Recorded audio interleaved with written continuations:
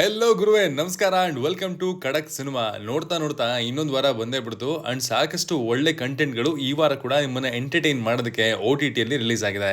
ಇದರಲ್ಲಿ ಯಾವ್ದೆಲ್ಲ ಸೂಪರ್ ಆಗಿದೆ, ಯಾವ್ದೆಲ್ಲ ಸುಮಾರಾಗಿದೆ, ಯಾವ್ದು ನಿಮ್ಮ ಟೈಮ್ ಅನ್ನ ಡಿಸರ್ವ್ ಮಾಡುತ್ತೆ ಅಂಡ್ ಯಾವ್ದನ್ನ ಸ್ಕಿಪ್ ಮಾಡಿದ್ರೆ ನಿಮ್ಮ ಮೈಂಡ್ಗೆ ಒಳ್ಳೇದು, ಎಲ್ಲವನ್ನ ಈ ವಾರದ OTT ರೆಕಮೆಂಡೇಶನ್ಸ್ ಅಲ್ಲಿ ಹೇಳ್ತೀನಿ.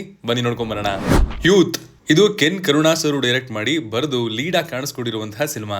ಕತೆ ಸುತ್ತದು ಪ್ರವೀಣ ಅನ್ನುವಂತಹ ಪಾತ್ರದ ಸುತ್ತ. ಈಗಷ್ಟೇ SLC ಮುಗಿಸಿರುವಂತಹ ಇವನು PUC ಗೆ ಜಾಯ್ನ್ ಆಗ್ತಾನೆ ವಿತ್ ಹಿಸ್ ಫ್ರೆಂಡ್ಸ್ ಗ್ಯಾಂಗ್. ಅಲ್ಲಿ ಇವನೇನ್ ರಂಪ ಮಾಡ್ದ, ಇವನ್ ಲೈಫ್ ಅಲ್ಲಿ ಆಗುವಂತಹ ಲವ್, ಬ್ರೇಕಪ್ಸ್ ಇವನ ಲೈಫ್ ಅನ್ನ ಹೇಗೆ ಇಂಪ್ಯಾಕ್ಟ್ ಮಾಡದು ಅಂಡ್ ಇವನ ಫ್ಯಾಮಿಲಿ ಡೈನಮಿಕ್ಸ್ ಏನು ಅನ್ನೋದನ್ನೆಲ್ಲ ನೀವು ಸಿನಿಮಾ ನೋಡೇ ತಿಳ್ಕೋಬೇಕು. ಸಿನಿಮಾ 6 ಕೋಟಿಯ ಬಜೆಟ್ ಅಲ್ಲಿ ಮೂಡ್ ಬಂದಿದ್ದು ಬಾಕ್ಸ್ ಆಫೀಸ್ ಅಲ್ಲಿ 82 ಕೋಟಿಯನ್ನ ಗಳಿಸಿದೆ. ಸಿನಿಮಾದ ಕಾಮಿಡಿ ನನಗೆ ಚೆನ್ನಾಗಿ ವರ್ಕ್ ಆಯ್ತು. ಪಾತ್ರಗಳ ಬರವಣಿಗೆ ಚೆನ್ನಾಗಿದೆ. ನಮ್ಮ ಸ್ಕೂಲು ಆ ದಿನಗಳು, ಬೆಂಚ್ ಮೇಲೆ ಕೂತ್ಕೊಂಡು ಟೀಚರ್ ಹತ್ರ ಬೈಸ್ಕೊತಾ ಇದ್ದ ದಿನಗಳಿಗೆ ನಮ್ಮನ್ನ ಕರ್ಕೊಂಡು ಹೋಗುತ್ತೆ. ಫಸ್ಟ್ ಬ್ಯಾಂಗರ್ ಸಾಲಿಡ್ ಆಗಿದೆ, ಬಟ್ ಸೆಕೆಂಡ್ ಹಾಫ್ ಅಲ್ಲಿ ಸ್ಕ್ರೀನ್ ಪ್ಲೇ ಸ್ವಲ್ಪ ಇನ್ಕನ್ಸಿಸ್ಟೆಂಟ್ ಆಗುತ್ತೆ. ಲೈಟ್ ಹಾರ್ಟೆಡ್ ಸಿನಿಮಾಗಳನ್ನ ಇಷ್ಟಪಡೋರಿಗೆ ಖಡಕ್ ಸಿನಿಮಾದ ಪ್ರಕಾರ ಇದೊಂದು ಬ್ಯೂಟಿಫುಲ್ ವಾಚ್. ನೆಟ್ಫ್ಲಿಕ್ಸ್ ನಲ್ಲಿ ನಮ್ಮ ಭಾಷೆ ಕನ್ನಡದಲ್ಲೇ ಅವೈಲೇಬಲ್ ಇದೆ. ಸೆಕೆಂಡ್ ಕೇಸ್ ಆಫ್ ಸೀತಾರಾಮ್ ಸಿನಿಮಾನ ಪ್ರೀಮಿಯರ್ ಅಲ್ಲಿ ನೋಡಿದಾಗ ಈ ಸಿನಿಮಾ ಸಖತ್ ಚೆನ್ನಾಗಿ ಆಡಿಯನ್ಸ್ ನ ಅಟ್ರಾಕ್ಟ್ ಮಾಡಬೇಕು ಅಂತ ಅನ್ಕೊಂಡಿದ್ದೆ. ನಾನು ಅನ್ಕೊಂಡಿದ್ದ ಲೆವೆಲ್ಗೆ ಈ ಸಿನಿಮಾ ಕಲೆಕ್ಷನ್ ಮಾಡದೆ ಹೋದ್ರು ಒಂದು ಡೀಸೆಂಟ್ ನಂಬರ್ ಆಫ್ ಆಡಿಯನ್ಸ್ ನ ಸಿನಿಮಾ ತನ್ನತ್ತ ಸೆಳೆದಿತ್ತು ಅಂಡ್ ಸಿನಿಮಾ ಪ್ರಾಫಿಟಬಲ್ ಆಯ್ತು ಅಂತ ಸ್ಯಾಕ್ನಿಂಗ್ ನಂಬರ್ಸ್ ಕೂಡ ಹೇಳ್ತಾ ಇದೆ. ಶಿವಮೊಗ್ಗದಲ್ಲಿ ಆನೆ ಗದ್ದೆ ಎನ್ನುವಂತಹ ಪೊಲೀಸ್ ಸ್ಟೇಷನ್, ಅಲ್ಲಿನ ಪೊಲೀಸ್ ಅಧಿಕಾರಿ ನಮ್ಮ ಸೀತಾರಾಮ್ ತುಂಬಾ ಕ್ರೂರವಾಗಿ ಸರಣಿ ಕೊಲೆಗಳನ್ನ ಮಾಡ್ತಿರುವಂತಹ ಒಬ್ಬ ಸೈಕೋನ ಕೇಸು ಆ ಸ್ಟೇಷನ್ಗೆ ಬರುತ್ತೆ ಅಂಡ್ ಇದು ಆ ಊರಿನ ಎಲ್ಲರ ತಲೆಯನ್ನ ಕೆಡಿಸುತ್ತೆ. ಈ ಕೇಸ್ನ ಕೈಗೆತ್ಕೊಡುವಂತಹ ನಮ್ಮ ಸೀತಾರಾಮು ಆ ಸೈಕೋ ಹಿಡಿಯೋದ್ರಲ್ಲಿ ಯಶಸ್ವಿ ಆದ್ರಾ ಇಲ್ವಾ, ಆ ಸೈಕೋನ ವರ್ತನೆಗೆ ಕಾರಣ ಆದ್ರೂ ಏನಿರ್ಬೋದು, ಇದನ್ನೆಲ್ಲ ನೀವು ಸಿನಿಮಾ ನೋಡೇ ತಿಳ್ಕೋಬೇಕು. ಸಿನಿಮಾದಲ್ಲಿ ವಿಜಯ್ ಅವರ ಪರ್ಫಾರ್ಮೆನ್ಸ್ ಸಖತ್ ಗ್ರೌಂಡೆಡ್ ಅಂಡ್ ನ್ಯಾಚುರಲ್ ಆಗಿ ಮೂಡ್ ಬಂದಿದೆ. ಸಿನಿಮಾದಲ್ಲಿನ ಪಾತ್ರಗಳು ಚೆನ್ನಾಗಿವೆ. ಸ್ಕ್ರೀನ್ ಪ್ಲೇ ನಿಮ್ಮನ್ನ ಹುಕ್ಡ್ ಆಗಿ ಕೂರಿಸುತ್ತೆ. ಅಲ್ಲಲ್ಲಿ ಇನ್ಕನ್ಸಿಸ್ಟೆಂಟ್ ಅಂತ ಅನಿಸಬಹುದು, but as an overall package ಖಡಕ್ ಸಿನಿಮಾದ ಪ್ರಕಾರ it is a good watch. Prime ವಿಡಿಯೋನಲ್ಲಿ ಅವೈಲೇಬಲ್ ಇದೆ. ಉಸ್ತಾದ್ ಭಗತ್ ಸಿಂಗ್ ಇದು ಹರಿಶಂಕರ್ ಅವರು ಡೈರೆಕ್ಟ್ ಮಾಡಿರುವಂತಹ ಸಿನಿಮಾ.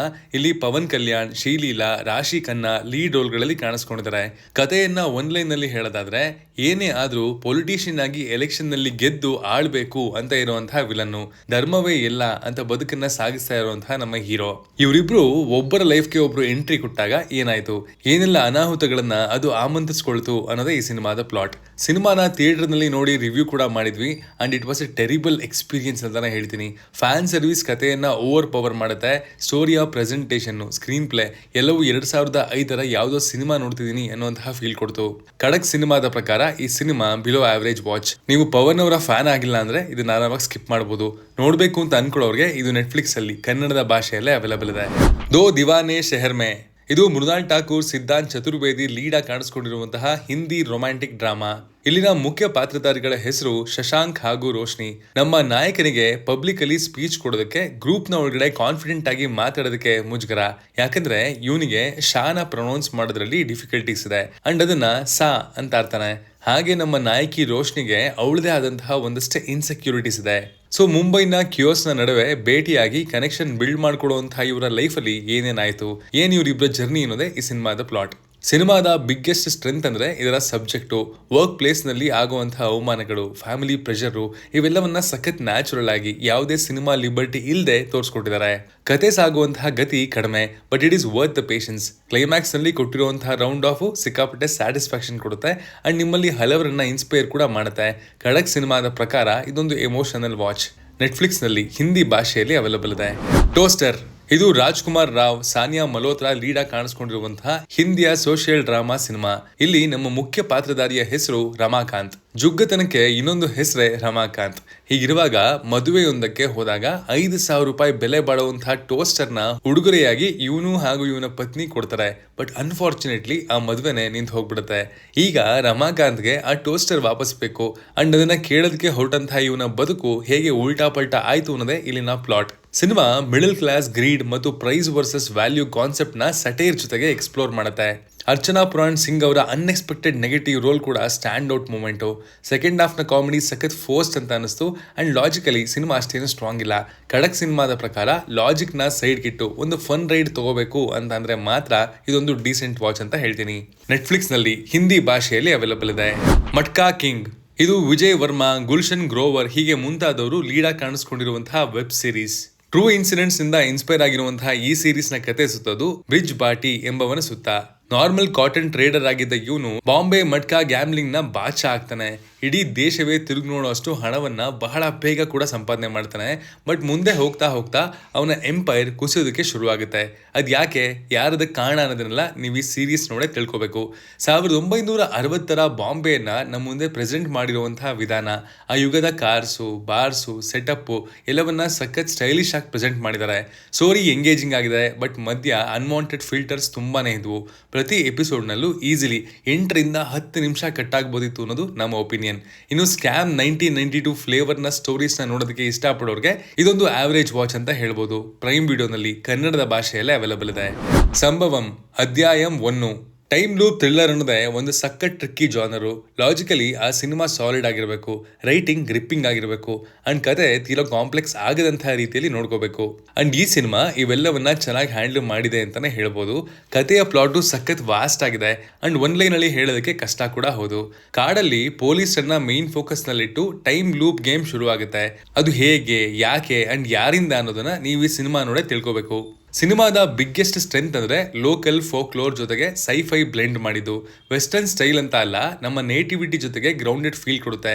ಸೌಂಡ್ ಡಿಸೈನ್ ಮತ್ತು ಫಾರೆಸ್ಟ್ ಅಟ್ಮಾಸ್ಫಿಯರ್ ಟೆನ್ಷನ್ ನ ಸೈಲೆಂಟ್ ಆಗಿ ಬಿಲ್ಡ್ ಮಾಡ್ತಾರೆ. ಫಸ್ಟ್ ಹಾಫ್ ಸ್ವಲ್ಪ ಲೆಂತಿ ಇದೆ, ಬಟ್ ಸಿನಿಮಾದ ಕೋರ್ ಇರೋದು ಸೆಕೆಂಡ್ ಹಾಫ್ ನಲ್ಲಿ. ಅಂಡ್ ಆ ಪಾರ್ಟ್ ನನ್ನನ್ನು ಸಖತ್ ಎಂಗೇಜಿಂಗ್ ಆಗಿ ಇಟ್ಟಿತ್ತು ಅಂತ ಹೇಳ್ತೀನಿ. ಖಡಕ್ ಸಿನಿಮಾದ ಪ್ರಕಾರ ಇದೊಂದು ಗುಡ್ ವಾಚ್. ಜಿಯೋ ಹಾಟ್ಸ್ಟಾರ್ ನಲ್ಲಿ ಕನ್ನಡದ ಭಾಷೆಯಲ್ಲೇ ಅವೈಲಬಲ್ ಇದೆ. ಅಮೃತಾಂಜನ್ ಇದು ಜ್ಯೋತಿರಾವ್ ಮೋಹಿತ್ ಅವರು ಡೈರೆಕ್ಟ್ ಮಾಡಿರುವಂತಹ ಕಾಮಿಡಿ ಡ್ರಾಮಾ. ಇಲ್ಲಿ ಸುಧಾಕರ್ ಗೌಡ, ಪಾಯಲ್ ಚಂಗಪ್ಪ, ಗೌರವ್ ಶೆಟ್ಟಿ, ಶ್ರೀಭವ್ಯ ಇನ್ನು ಮುಂತಾದವರು ಲೀಡಾಗಿ ಕಾಣಿಸ್ಕೊಂಡಿದ್ದಾರೆ. ಇಲ್ಲಿನ ಮುಖ್ಯ ಪಾತ್ರಧಾರಿಯ ಹೆಸರು ಜಗನ್ ರಾಯ್ ಮೋಹನ್ ಅಲಿಯಾಸ್ JRM. ಅಪ್ಪ ಕಷ್ಟಪಟ್ಟು ಇವನನ್ನ ಬೆಂಗಳೂರಿಗೆ ಓದೋದು ಕಳಿಸ್ತಾರೆ. ಆದ್ರೆ ಬಾಸು ಮಾಡದೆ ಬೇರೆ ಚಟುವಟಿಕೆಗಳು ಎಲ್ಲ ಸರಿ ಹೋಗ್ತಿರ್ಬೇಕಾದ್ರೆ ಇವನು ಎಕ್ಸ್ಪೆಕ್ಟೇ ಮಾಡಿಲ್ಲದೆ ಇರುವಂತಹ ಟ್ವಿಸ್ಟ್ ಗಳು ಬಂದು ಇವನ ಲೈಫ್ ನ ಬಾಗಿಲನ್ನ ತಡ್ತವೆ. ಆಮೇಲೆ ಏನಾಯ್ತು, ಇವನದ್ರ ಜೊತೆ ಎಲ್ಲ ಹೇಗೆ ಡೀಲ್ ಮಾಡ್ದ ಅನ್ನೋದೇ ಸಿನಿಮಾದ ಪ್ಲಾಟ್. ಸುಧಾಕರ್, ಗೌರವ್ ಹಾಗೂ ಶ್ರೀಭವ್ಯ ಅವರನ್ನ ನೀವು ಯೂಟ್ಯೂಬ್ ನಲ್ಲಿ ಶಾರ್ಟ್ ಸ್ಕಿಟ್ಸ್ ನಲ್ಲಿ ನೋಡಿರ್ತೀರಾ. ಅಂಡ್ ಅವರವರ ಮ್ಯಾನರಿಸಮ್ ಹೇಗೆ ಅಂತ ಫೆಮಿಲಿಯರ್ ಕೂಡ ಇರ್ತೀರಾ. ಅಂಡ್ ಅದೇ ಫ್ಲೇವರ್ ಇಲ್ಲೂ ಕೂಡ ಸಿಗುತ್ತೆ. ಇಲ್ಲಿ ಬಿಲ್ಡ್ ಮಾಡಿರುವಂತಹ ಫಾದರ್ ಸನ್ ಆಂಗಲ್ ಕೂಡ ವರ್ಕ್ ಆಯ್ತು. ಇನ್ನು ಇಲ್ಲಿನ ಕಾಮಿಡಿ ಒಂದೊಂದ್ ಕಡೆ ವರ್ಕ್ ಆಗುತ್ತೆ ಅಂಡ್ ಒಂದೊಂದ್ ಕಡೆ ಫೋರ್ಸ್ ಅಂತ ಅನ್ಸಿದ್ದು ಸುಳ್ಳಲ್ಲ. ಕೆಲವು ಸೀನ್ಸ್ ನಿಜವಾಗ್ಲೂ ರಿಪಿಟೇಟಿವ್ ಅಂತ ಅನ್ಸೋದಕ್ಕೆ ಶುರುವಾಗ್ತವೆ. ಖಡಕ್ ಸಿನಿಮಾದ ಪ್ರಕಾರ ಇದೊಂದು one time decent watch. Prime ವಿಡಿಯೋನಲ್ಲಿ ಅವೈಲಬಲ್ ಇದೆ. ಸೀತಾ ಪಯಣಂ ಇದು ಅರ್ಜುನ್ ಸರ್ಜಾ ಅವರು ಡೈರೆಕ್ಟ್ ಮಾಡಿ ಐಶ್ವರ್ಯ ಅರ್ಜುನ್, ನಿರಂಜನ್ ಸುಧೀಂದ್ರ ಲೀಡ್ ಆಗಿ ಕಾಣಿಸ್ಕೊಂಡಿರುವಂತಹ ಸಿನಿಮಾ. ಇಲ್ಲಿನ ಕತೆ ಸುತ್ತೋದು ಸೀತಾ ಎಂಬಾಕೆಯ ಸುತ್ತ. ರೋಡ್ ಆಕ್ಸಿಡೆಂಟ್ ಒಂದರಲ್ಲಿ ಅವಳನ್ನ ಸೇವ್ ಮಾಡಿದವ್ರಿಗೆ ಥ್ಯಾಂಕ್ ಯು ಹೇಳೋದಕ್ಕೆ ಹೊರಟಂತಹ ಪಯಣದಲ್ಲಿ ಏನಾಯ್ತು, ಆಸ್ ಎ ಜರ್ನಿ ಇದು ಎಲ್ಲಿಗೆ ಬಂದು ನಿಂತ್ಕೊಳ್ತು ಅನ್ನೋದೇ ಸಿನಿಮಾದ ಪ್ಲಾಟ್. ಸಿನಿಮಾದ ಸಬ್ಜೆಕ್ಟ್ ಚೆನ್ನಾಗಿದೆ. ಲೀಡ್ ಆದಂತಹ ಸೀತಾಳ ಕ್ಯಾರೆಕ್ಟರ್ ಆರ್ಕ್ ಕೂಡ ಫುಲ್ ಸರ್ಕಲ್ಗೆ ಬಂದು ಕೂರುತ್ತೆ. ಬಟ್ ಸಿನಿಮಾ ಎಂಟರ್ಟೈನ್ಮೆಂಟ್ ಅಲ್ಲಿ, ಸ್ಟೋರಿ ಟೆಲ್ಲಿಂಗ್ ನಲ್ಲಿ ಸಖತ್ ಹಿಂದೆ ಬಿದ್ದಿದೆ. ಆಕ್ಷನ್ ಸೀನ್ಸ್ಗೆ ಭಾರಿ ಲೋ ಎಫರ್ಟ್ ಹಾಕಲಾಗಿದೆ and even Dhruva Sarja's cameo couldn't save this film ಅಂತ ಹೇಳಬೇಕು. ಖಡಕ್ ಸಿನಿಮಾದ ಪ್ರಕಾರ ಇದೊಂದು ಡಿಸಪಾಯಿಂಟಿಂಗ್ ವಾಚ್ ಆಗಿತ್ತು. ಪ್ರೈಮ್ ವಿಡಿಯೋನಲ್ಲಿ ಅವೈಲಬಲ್ ಇದೆ. ಮುತ್ತು ಅಲಿಯಾಸ್ ಕಾತನ್ ಇದು ವಿಜಯ್ ಸೇತುಪತಿ ಅವರು ಲೀಡ್ ಆಗಿ ಕಾಣಿಸ್ಕೊಂಡಿರುವಂತಹ ಮಿಸ್ಟ್ರಿ ಥ್ರಿಲ್ಲರ್ ಸೀರೀಸ್. ತಮಿಳುನಾಡಿನ ಚಿಕ್ಕ ಊರಿನಲ್ಲಿ ವರ್ಷಗಳಿಂದ ಒಂದು ಕಂಪ್ಲೇಂಟ್ ಕೂಡ ರಿಜಿಸ್ಟರ್ ಆಗಿಲ್ಲ. ಅಲ್ಲಿನ ಸರ್ಕಾರ ಅಲ್ಲಿ ಸ್ಟಾಫ್ ನ ಅವಶ್ಯಕತೆ ಕಮ್ಮಿ ಅಂತ ಹೇಳಿ ಅಲ್ಲಿದ್ದ ಪೊಲೀಸ್ ಆಫೀಸರ್ಸ್ ನ ಬೇರೆ ಕಡೆಗೆ ವರ್ಗಾವಣೆ ಮಾಡೋದಕ್ಕೆ ಸಿದ್ಧತೆ ಮಾಡ್ಕೊಳ್ಳುತ್ತೆ. ಬಟ್ ಇದೇ ಟೈಮ್ಗೆ ಕಾಡಲ್ಲಿ ಒಂದು ಕಡ್ದಿರುವಂತಹ ತಲೆ ಸಿಕ್ಕಿಬೀಳುತ್ತೆ. ಅಲ್ಲಿಂದ ಮುಂದೇನಾಯ್ತು, ಯಾರಿದಕ್ಕೆ ಕಾರಣ ಅನ್ನೋದೇ ಸೀರೀಸ್ ನ ಪ್ಲಾಟ್. ಸೀರೀಸ್ ಸಖತ್ ರಾ ಅಂಡ್ ಗ್ರೌಂಡೆಡ್ ಆಗಿದೆ ಅಂಡ್ ಆ ವಿಲೇಜ್ ಅಟ್ಮಾಸ್ಫಿಯರ್ ನ ಬಹಳ ಚೆನ್ನಾಗಿ ಸೆಟಪ್ ಮಾಡಿದ್ದಾರೆ. ಸ್ಟಾರ್ಟಿಂಗ್ 4 ಎಪಿಸೋಡ್ಸ್ ಸಖತ್ ಗ್ರಿಪ್ಪಿಂಗ್ ಆಗಿತ್ತು. ಬಟ್ ಅದಾದ ನಂತರ ಸೀರೀಸು ಒಂದು ರೆಗ್ಯುಲರ್ ರೂಟ್ ಅನ್ನ ತಗೊಳುತ್ತೆ. ಖಡಕ್ ಸಿನಿಮಾದ ಪ್ರಕಾರ ಇದೊಂದು decent one time watch. Jio Hotstar ಅಲ್ಲಿ ಕನ್ನಡದ ಭಾಷೆಯಲ್ಲಿ ಅವೈಲಬಲ್ ಇದೆ. ಈ ವಾರದ ಮಸ್ಟ್ ವಾಚ್ ಕಂಟೆಂಟ್ಸ್ ಗಳು ಯಾವುದು ಅಂತ ನೋಡೋದಾದ್ರೆ, ನಂಬರ್ 1 ಯೂತ್, ಎರಡನೇದು ಬಂದು ಸೆಕೆಂಡ್ ಕೇಸ್ ಆಫ್ ಸೀತಾರಾಮ್ ಹಾಗೂ ಮೂರನೇದು ಸಂಭವಂ ಅಧ್ಯಾಯಂ 1. ಇದಾಗಿತ್ತು ಈ ವಾರದ OTT ರೆಕಮೆಂಡೇಶನ್ಸ್. ನೀವು ಇಷ್ಟರಲ್ಲಿ ಯಾವ್ದನ್ನ ನೋಡಿರ್ತೀರಾ ಅಂಡ್ ಯಾವ್ದನ್ನ ನೋಡ್ಬೇಕು ಅಂತ ಅನ್ಕೊಂಡಿದ್ದೀರಾ ಎಲ್ಲವನ್ನ ಕಮೆಂಟ್ ಮಾಡಿ ತಿಳಿಸಿ. ನಾನು ಮತ್ತೆ ಸಿಗ್ತೀನಿ ಮುಂದಿನ ಕಂಟೆಂಟ್ ಜೊತೆಗೆ. Love you all. Signing off, Manu.